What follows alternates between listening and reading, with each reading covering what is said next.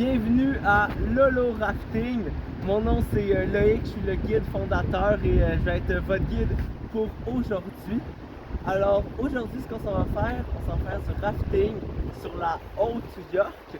La Haute-York, c'est une très belle section de rivière qui mesure environ 10 km et c'est des rapides de classe 3 à 4.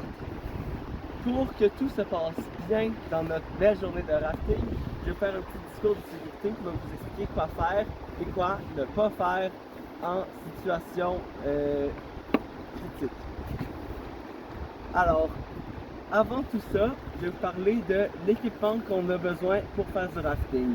Le premier équipement que vous avez tous avec vous en ce moment, c'est la combinaison isothermique, le fameux wetsuit. Lui, c'est très important qu'il soit bien ajusté au corps, un petit peu serré, pour qu'il garde la fameuse couche d'eau entre le néoprène et votre peau pour vous réchauffer un maximum. Une chose qui est intéressante avec le rafting, c'est que souvent il fait très chaud à l'extérieur et que dans l'eau il fait froid. Et quand on passe de chaud à froid, il peut arriver ce qui s'appelle le spasme de l'équiglotte. Ça fait que quand on tombe dans l'eau soudainement, il y a un petit clapet dans notre bouche qui va venir se fermer comme mécanisme de protection et ça peut faire un peu peur. On peut se dire qu'on est plus capable de respirer, mais si jamais ça vous arrive, tout simplement faire une grosse expiration et ça va vous réouvrir l'équiglotte et vous serez capable de respirer comme du monde à nouveau. Un autre des équipements de sécurité importants en rafting, c'est le casque. Alors le casque, on veut qu'il soit bien ajusté. Pour ça, il y a quelques petites affaires. On veut que les Y ici soient au niveau des oreilles, du lobe d'oreille. Sinon, la courroie, on veut pouvoir passer maximum 2 doigts en dessous. On ne veut pas qu'elle puisse passer de l'autre bord du menton. Des fois aussi sur les casques, il y a des petits ajustements, des petites roulettes. Si c'est trop lousse, ça va bouger. Alors on veut vraiment les serrer pour avoir un casque qui est le plus stable possible. Ensuite, vous l'avez sûrement vu, j'ai un VFI. Un VFI, c'est ce qui va nous permettre de flotter. Mais pour que ça marche, il faut que ça soit bien attaché à nous. Un VFI trop lousse, ce que ça va faire, dès qu'on va nager, dès qu'on va vouloir vous tirer, ça va passer par-dessus les épaules, ça va pas être le fun. Alors, pour l'ajuster, on prend une grande respiration et on tire toutes les courroies.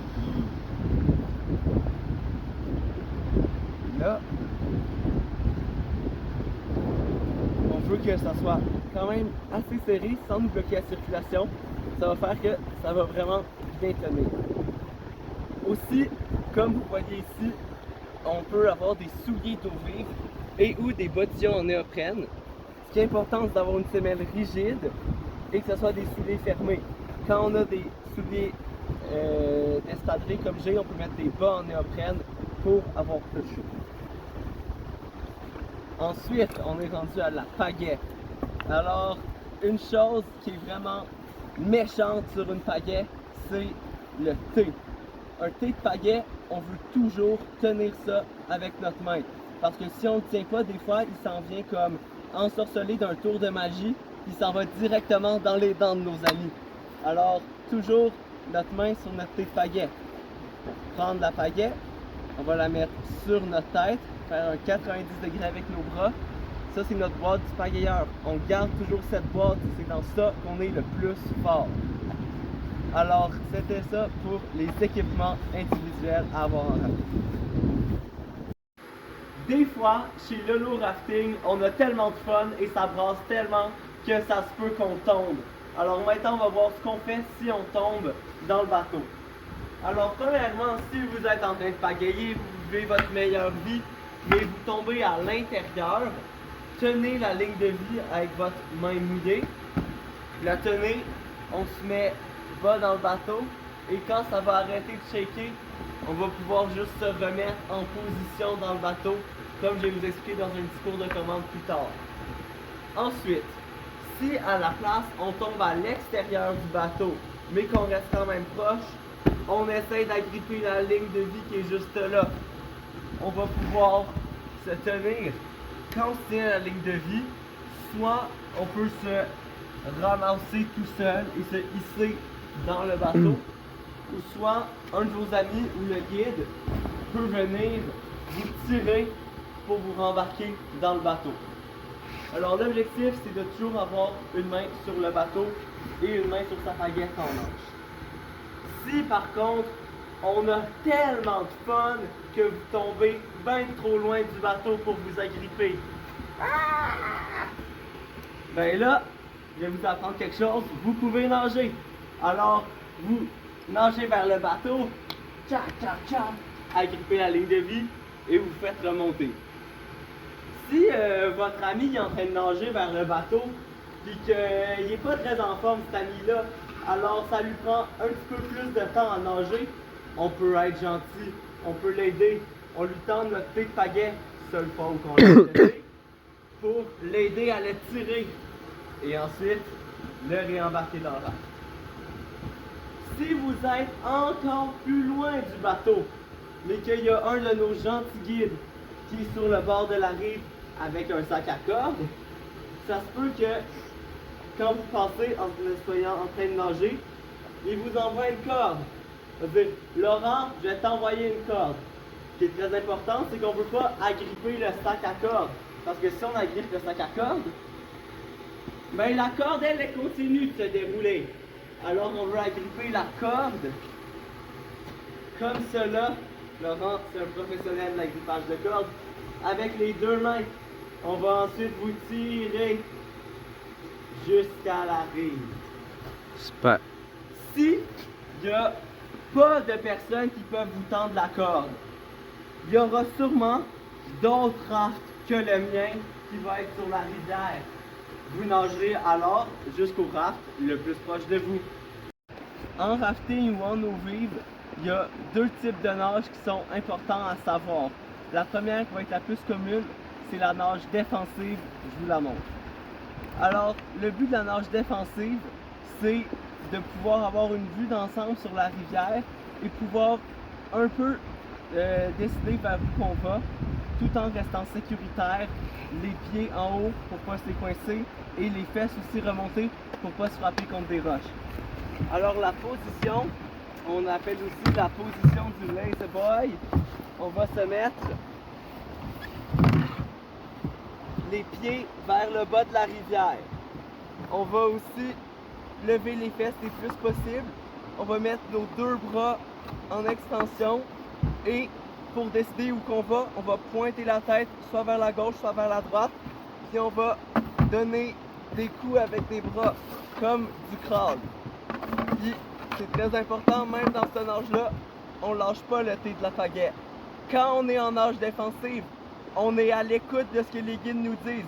Ils peuvent nous dire des directions vers lesquelles nager. Ils peuvent nous dire continue de nager au milieu de la rive. Et ils peuvent nous dire de nager vers le raft.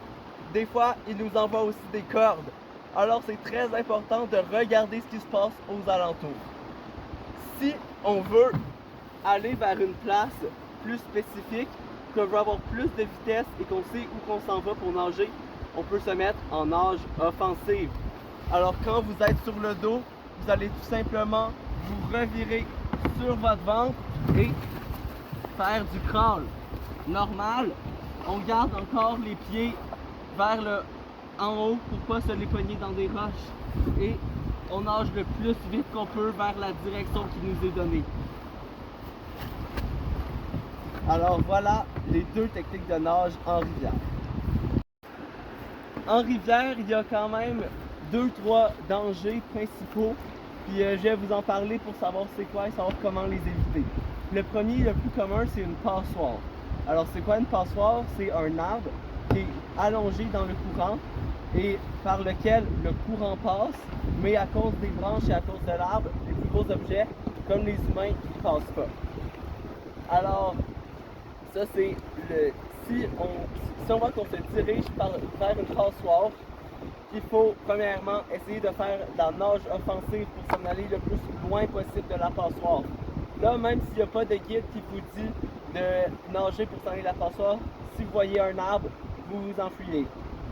Si vous êtes pris trop tard et que vous voyez que vous vous dirigez vers la passoire, vous devez nager offensivement avec le plus de vitesse vers la passoire et passer par-dessus pour ne pas rester pris. Un autre danger en rivière, c'est les coincements de pieds, les coincements de membres. C'est pour ça qu'on vous dit de faire la nage défensive, de garder les pieds le plus haut possible. Parce qu'on ne voudrait pas avoir notre pied coincé en dessous d'une roche dans le fond de la rivière avec le courant qui nous pousse pour nous caler la tête. Un autre des dangers, c'est les affouillements. Des affouillements, c'est quand le courant il passe en dessous de des roches. Alors des fois, vous allez voir, il y a un beau mur de roche droit qui fait des creux en dessous de l'eau, puis le courant il veut vous pousser en dessous de l'eau dans l'affouillement. Si vous voyez que ça se produit, vous devez nager pour vous enfuir encore une fois. Alors, c'était les dangers principaux en rivière. Maintenant, il peut se passer quelques scénarios en rafting. Le premier, c'est le déchargement. C'est quand moi, en tant que guide, je suis en train de pagayer, puis tout à coup, je perds tous mes amis. Ils sont tous en train de nager. Ce qu'on va faire, on va rester calme, on va s'agripper au bateau. Je vais remonter quelqu'un. Cette personne-là pourra aider ses amis à remonter dans le raft, comme je vous ai montré précédemment. Après ça, ça se peut aussi que pendant que le raft est encore à l'endroit, il y a quelqu'un qui tombe et qui se ramasse en dessous du radeau. Ben, même si ça peut faire peur, même si on se dit « Oh non, il y a quelque chose de dur par-dessus ma tête », c'est assez simple de sortir de cette situation-là. On va juste aller se mettre en dessous du raft et on va choisir une direction pour aller faire Spider-Man et s'en aller. Même si vous trouvez ça un petit peu long, mettez-vous pas à faire des tours, parce que moi j'ai déjà fait des tours en dessous d'un raft, puis je suis resté là 2 minutes. Alors une seule direction, c'est quand même plus de fun si on aime ça respirer. Après ça, ça se peut que le raft il chavire totalement. Quand ce raft-là il chavire, ça se peut aussi qu'on se retrouve en dessous. Puis en dessous d'un raft chaviré, je dois vous avouer que c'est vraiment cool. Chez le low rafting, on a mis des petites boules disco, il y a de l'air, il y a de la musique, il y a même des chips. Sauf que moi, je suis très jaloux, vous faites le party sans moi. Si vous êtes en dessous du raft, je vais quand même vous demander de sortir pour que je puisse voir votre tête. Si on a un raft chaviré, je vais pouvoir rembarquer dessus, le remettre droit. Ça va être comme une situation de déchargement. On va tous réembarquer dans le raft, il n'y a pas de problème. Par contre, si on veut pas que le raft chavire, des fois ce qui arrive, c'est que le bateau il se fait envoyer sur une roche, puis là il y a du courant qui pousse le bateau, qui essaye de le faire lever. Moi j'aime pas ça, les bateaux trop penchés. Alors, si le bateau il est en train de virer comme ça, que le côté gauche est en haut, je vais crier high side gauche. Tout le monde va se mettre à gauche. Je vais vous l'expliquer un peu plus tard dans le discours de commande. Si c'est à droite, high side droite, tout le monde va se mettre à droite. Maintenant, avant qu'on parte dans notre super journée de rafting, j'ai quelques informations à confirmer avec vous. Premièrement, je veux savoir si vous m'avez donné toutes vos informations sur votre état physique et mental, tel qu'on vous l'avait demandé dans le formulaire d'acceptation des risques. Je dois aussi savoir si vous avez tous rempli le fameux formulaire d'acceptation des risques. Puis comme je vous l'ai dit tantôt, moi j'aime pas trop ça le party. Alors s'il y en a qui ont pris un petit peu d'alcool, qui ont pris un petit peu de drogue, je vais vous demander d'aller faire le party chez vous. Et en ayant su tous ces éléments-là de mon discours de sécurité, je voudrais savoir si ça tente au monde d'aller faire du rafting sur la rivière York. Yeah! Alors si on n'a pas plus de questions, on va aller embarquer dans le raft.